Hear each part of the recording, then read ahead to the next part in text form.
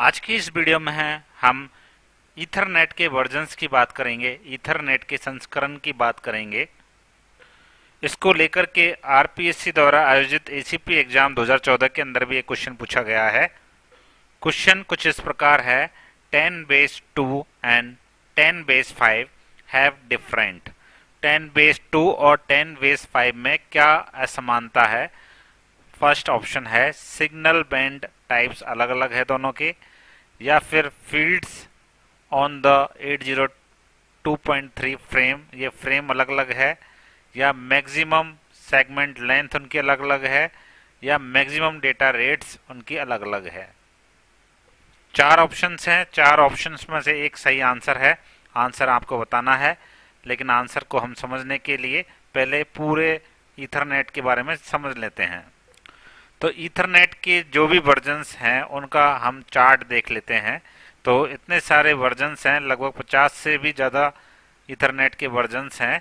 तो 10 वेज 5 और 10 वेज 2 ये स्टार्टिंग के वर्जन्स हैं ईथरनेट के, जिनके अंदर जो स्पीड है वो 10 Mbps की स्पीड है।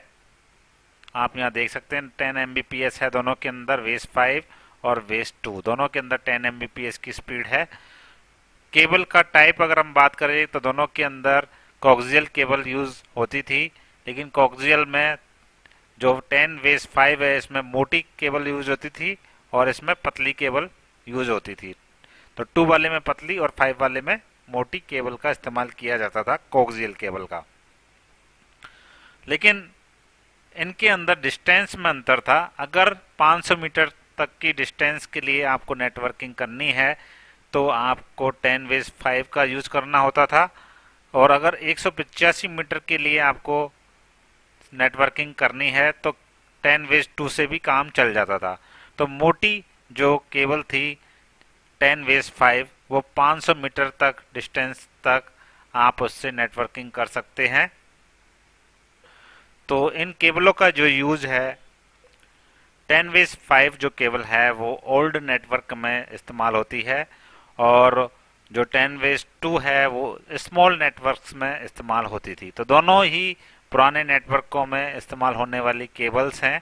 तो यहाँ ये स्टैंडर्ड्स हैं जो केबल के अंदर फॉलो किए जाते हैं।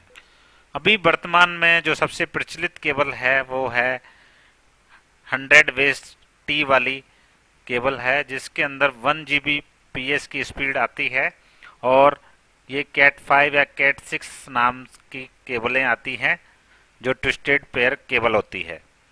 ये आपको 100 मीटर तक 1 Gbps की स्पीड से डेटा ट्रांसमिट करने के काम में आती हैं, और ये गीगाबिट ईथरनेट कहलाती हैं।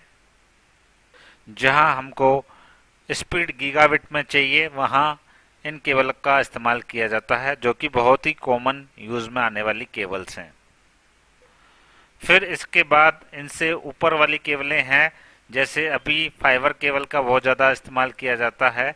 तो फाइबर जो ईथरनेट है, फाइबर फास्ट ईथरनेट का जो बेस होगा वो 100 बेस FX रहेगा, जो 100 Mbps की स्पीड सपोर्ट करती है और 2 किलोमीटर तक की रेंज तक।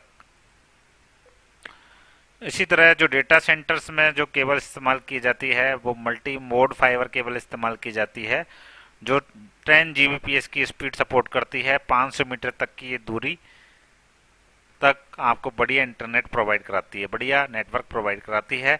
इस तरह से बैकबोन लिंक्स के अंदर 10 किलोमीटर तक स्पीड तक ये सपोर्ट करती है, जिसकी स्पीड भी 10 Gbps स्पीड होती है, जो सिंगल मोड फाइबर केबल होती है। तो यहाँ हमने कुछ मुख्य मुख्य ईथरनेट वर्जन्स की बात करी है, और उनके अंदर कौन से नाम से केबल्स आती हैं ये यहाँ बताया गया है, कितनी दूरी तक वो सपोर्ट करती हैं और कहाँ इनका इस्तेमाल किया जाता है, ये सब हमने इस चार्ट में देखा है। अब कुछ सवाल जो क्वेश्चन से रिलेटेड हैं, क्या 10 वेज 2 और 10 वेज 5 ईथरनेट के प्रकार हैं? जी बिल्कुल, ईथरनेट स्टैंडर्ड्स हैं ये। क्या ये ईथरनेट केबल के प्रकार है? नहीं, ये ईथरनेट स्टैंडर्ड है जो कोक्सियल केबल का उपयोग करते हैं। क्या ये आजकल इस्तेमाल होते हैं? नहीं, ये बहुत पुराने हो चुके हैं, पुराने जमाने के ईथरनेट टाइप्स हैं। अब बात आती है कि आजकल जो काम में आने वाली ईथरनेट केबल हैं वो कौन सी हैं। तो आजकल जो काम में आती हैं वो ईथरनेट केबल, उनमें है कैट 5e और कैट 6 जो ट्विस्टेड पेयर केबल का एक टाइप है।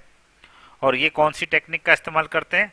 100 वेज टी या 1000 वेज टी का इस्तेमाल करती हैं। दूसरी जो मोस्ट पॉपुलर है वो है फाइबर ऑप्टिक केबल जो लाइट सिग्नल बेस्ड है, और ये 10G बेस एसआर और 100G बेस एलआर इन टेक्निक का इस्तेमाल करती हैं, इन स्टैंडर्ड्स को फॉलो करती हैं। तो वापस क्वेश्चन पर चलते हैं। 10 वेज 5 और 10 वेज 2 का एक बार हम कंपैरिजन भी देख लेते हैं।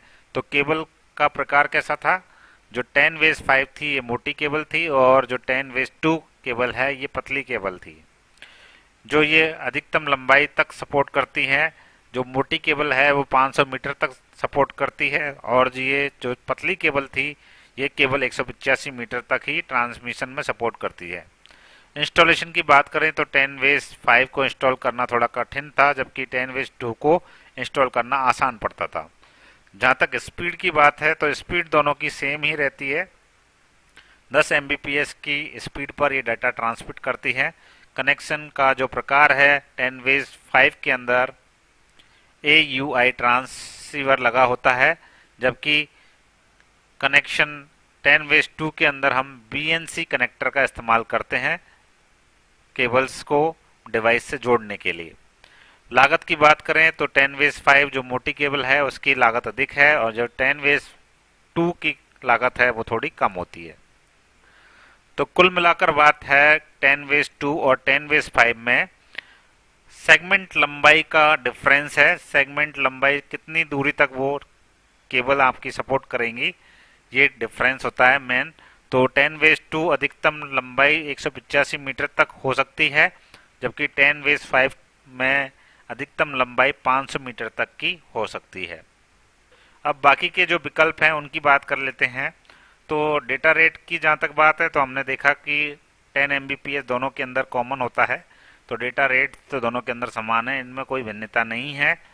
और सिग्नल बैंड टाइप भी बेस बैंड होता है इनके अंदर, जो 802.3 फ्रेम फॉर्मेट को दोनों ही सपोर्ट करते हैं। 802.3 ईथरनेट का IEEE स्टैंडर्ड है।